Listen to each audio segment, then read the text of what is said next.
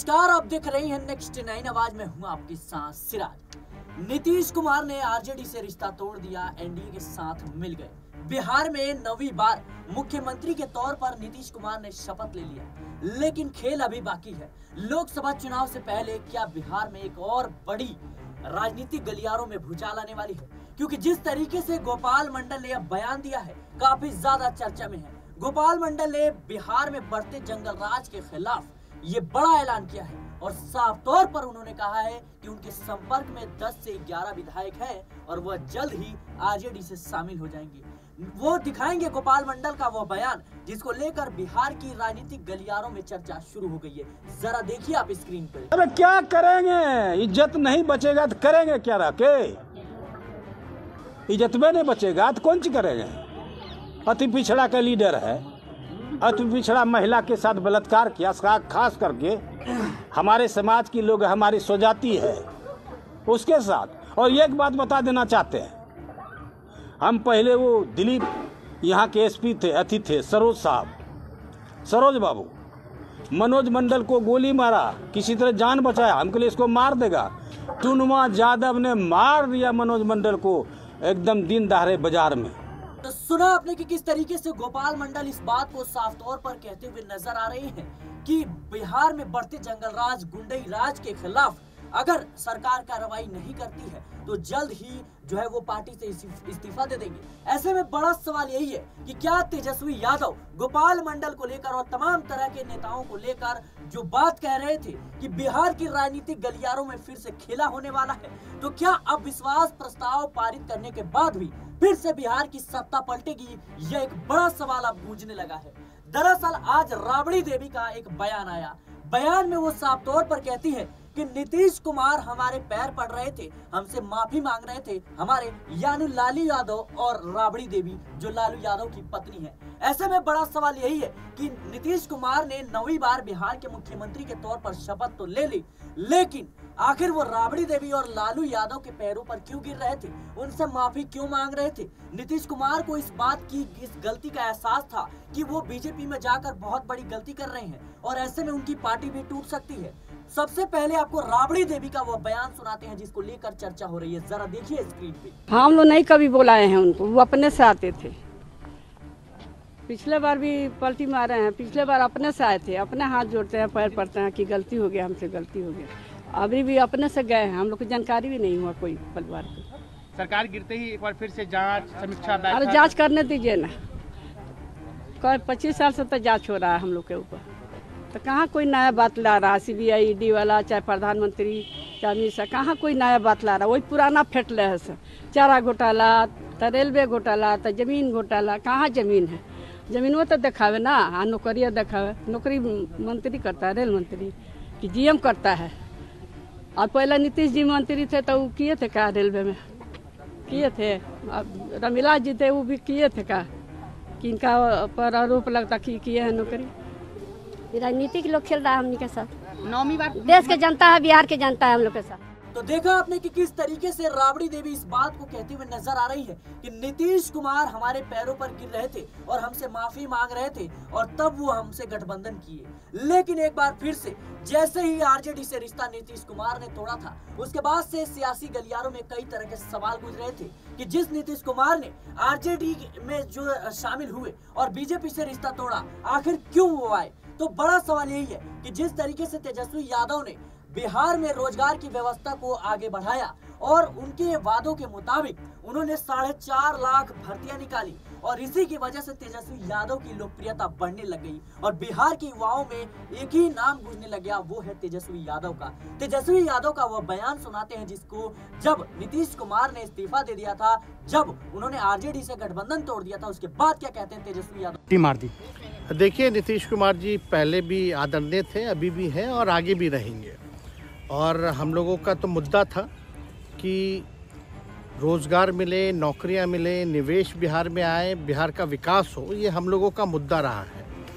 और आप लोग सब लोग जान रहे हैं कि आज हमने सुना है कि क्रेडिट लेने की बात उन्होंने कही है, तो कोई क्रेडिट क्यों ना ले?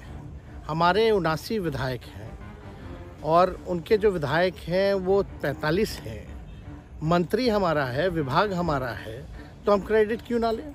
और यही मुख्यमंत्री जी जो 2020 के चुनाव में कहते थे कहाँ से पैसा लाएगा, कहाँ से नौकरी देगा, बड़े संयम रूप से हम लोगों ने गठबंधन धर्म का जो है पालन किया है और उसी हिसाब से हम लोग आगे जनता के बीच अपनी बातों को रखेंगे।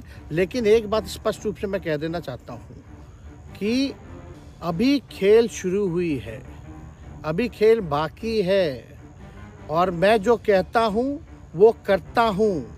और आप लिख के ले लीजिए, जनता दल यूनाइटेड जो पार्टी है 2024 में ही खत्म हो जाएगी, ये निश्चित रूप से लिख लीजिए। तो सुना आपने कि किस तरीके से नीतीश कुमार जो है वो इस बात को बखूबी समझते थे कि अगर आरजेडी और जेडीयू का गठबंधन रहता है और तेजस्वी यादव को मिले विभागों में अगर इसी तरीके से बेहतर प्रदर्शन होता है तो शायद बिहार की सत्ता में नीतीश कुमार की वापसी मुश्किल हो सकती है। और ऐसे में 2024 का विधानसभा चुनाव कहीं न कहीं नीतीश कुमार के ध्यान में जरूर होगा।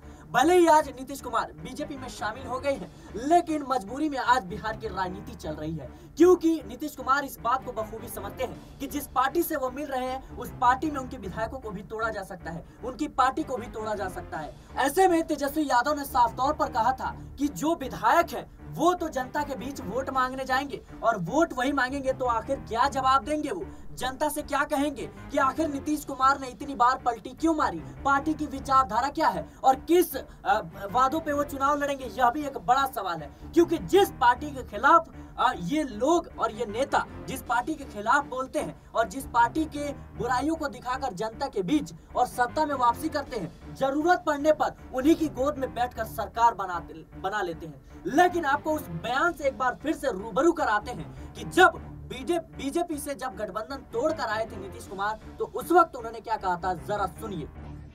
मर जाना कबूल है, उनके साथ जाना हमको कभी कबूल नहीं है, ये अच्छी तरह जान लीजिए, समझ लीजिए। सब बोगस बात है। काहे के लिए बोल रहा है? इतना हिम्मत करके फिर मेहनत करके लाला करके हमको किया, क्या क्या कर दिया था ये बिना मतलब का। इनके पिताजी पर सब पर केस फेस करके क्या कर दिया था, अब बिना मतलब का हमको ही करके, और उसके बाद फिर जो हम लोग खत्म किए तब फिर कुछ करने के चक्कर। तो सुना आपने कि किस तरीके से नीतीश कुमार साफ तौर पर कहते हुए नजर आ रही हैं कि मैं मर जाना पसंद करूंगा लेकिन दोबारा एनडीए में जाना पसंद नहीं करूंगा। लेकिन राजनीति में कई कस्में और कई वादे झूठे पड़ जाते हैं जब राजनीति एक ऐसे मोड़ पर एक मजबूरियों पर आकर खड़ी हो जाती है। लेकिन उससे भी पहले जिस तरीके से हम नीतीश कुमार को लेकर आज पलटू राम कहते हैं, बड़ा सवाल यही है कि जिस पार्टी के नेता ने गृह मंत्री अमित शाह ने कह दिया था कि नीतीश बाबू और लल्लन सिंह के लिए दरवाजे बीजेपी के हमेशा के लिए बंद हो गए हैं। जरा सुनिए वो अमित शाह का वो बयान। नीतीश बाबू को फिर से भाजपा एनडीए में लेगी तो मैं बिहार की जनता को स्पष्ट कह देना चाहता हूं और लल्लन बाबू को भी स्पष्ट कहना चाहता हूं, आप लोगों के लिए भाजपा के दरवाजे हमेशा के लिए बंद हो चुके हैं।